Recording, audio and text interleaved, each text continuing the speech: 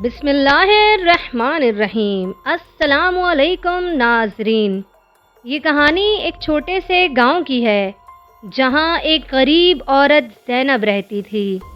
ناظرین، زینب کی زندگی میں مشکلات کا سامنا ہمیشہ سے تھا۔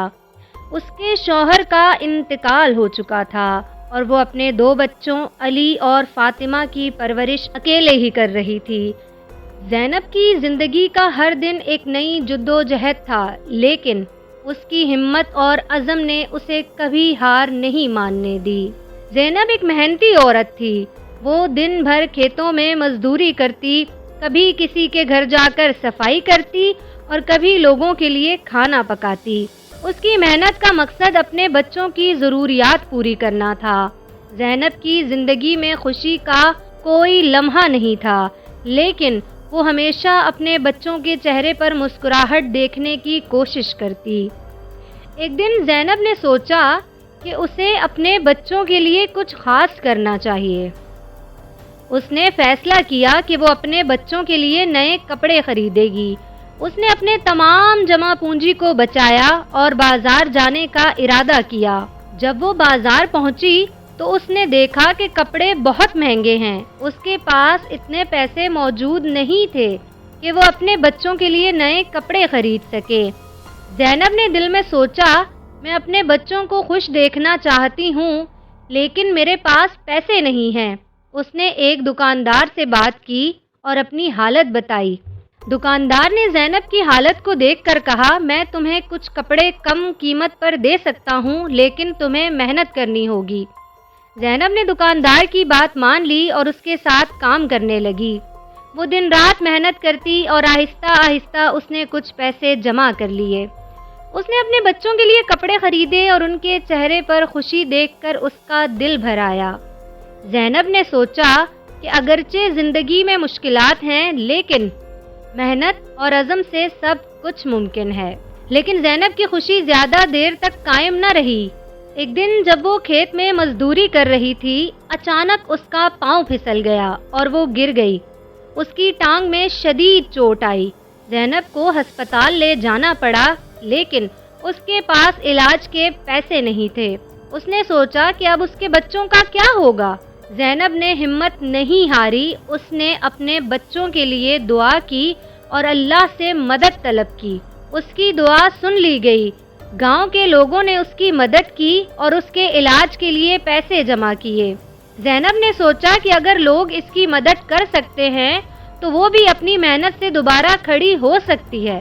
کچھ ہفتوں بعد زینب صحت یاب ہو گئی۔ اس نے دوبارہ مزدوری شروع کی، لیکن اس بار اس نے سوچا کہ وہ صرف مزدوری نہیں کرے گی بلکہ اپنے بچوں کے مستقبل کے لیے کچھ اور بھی کرے گی۔ اس نے فیصلہ کیا کہ وہ ایک چھوٹا سا کاروبار شروع کرے گی۔ زینب نے اپنے بچوں کے ساتھ مل کر ایک چھوٹی سی دکان کھولنے کا ارادہ کیا۔ اس نے اپنی محنت سے جمع کیے ہوئے پیسوں سے کچھ ضروری اشیاء خریدی اور دکان کھول لی۔ شروع میں اس کی دکان میں زیادہ گاہک نہیں آتے تھے، لیکن زینب نے ہمت نہیں ہاری۔ اس نے اپنے کام میں ایمانداری اور محنت کو شامل کیا۔ آہستہ آہستہ زینب کی دکان کامیاب ہونے لگی۔ لوگ اس کی محنت اور ایمانداری کی وجہ سے اس کی دکان پر آنے لگے۔ زینب نے اپنے بچوں کو بھی کام میں شامل کیا اور انہیں محنت کی اہمیت سکھائی۔ اس نے انہیں بتایا کہ زندگی میں مشکلات آتی ہیں، لیکن ہمت اور عزم سے ان کا سامنا کرنا چاہیے۔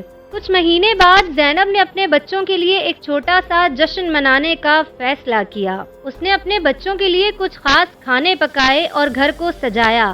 علی اور فاطمہ نے اپنی ماں کی محنت کو دیکھ کر خوشی کا اظہار کیا۔ زینب نے انہیں بتایا کہ یہ جشن ان کی محنت اور عزم کی کامیابی کا نتیجہ ہے۔